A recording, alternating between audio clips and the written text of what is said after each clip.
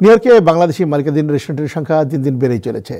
প্রবাসী বাংলাদেশিদের সংখ্যা বেড়ে যাওয়ার চাহিদার কথা বিবেচনা করে রেস্টুরেন্টগুলো মানসম্পন্ন হালাল এবং ঘরোয়া খাবারের ব্যবস্থা করে আসছে। ব্রুকলিনের 2766 পিটকিনি এভিনিউতে রান্নাঘর নামে একটি নতুন রেস্টুরেন্ট উদ্বোধন হলো শুক্রবার। সুস্বাদু রকমারি খাবার সরবরাহে সাজানো হয়েছে নতুন এই রেস্তোরাঁ। চোখ জোড়ানো মন জোড়ানো ডিজাইনে সাজানো হয়েছে রেস্টুরেন্টের ভিতরের অংশ। দেশীয় খাবারের স্বাদ দিতেই মূলত এই রেস্টুরেন্টের যাত্রা বলে জানিয়েছেন কর্ণধার আকরামুল হক। উদ্বোধন উপলক্ষে 15% ছাড় পাওয়া যাচ্ছে সব ধরনের খাবারে।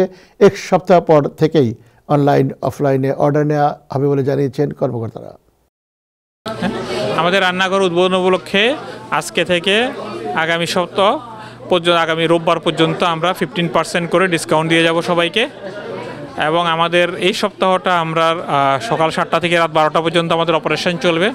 ইনশাল্লাহ আগামী সপ্তাহের পরের সপ্তাহ থেকে আমরা 24 আওয়ার্সে যাব। এবং রমজান উপলক্ষে আমাদের অফার থাকবে, আমাদের 10 to 15% আমরা ডিসকাউন্ট দিয়ে যাব।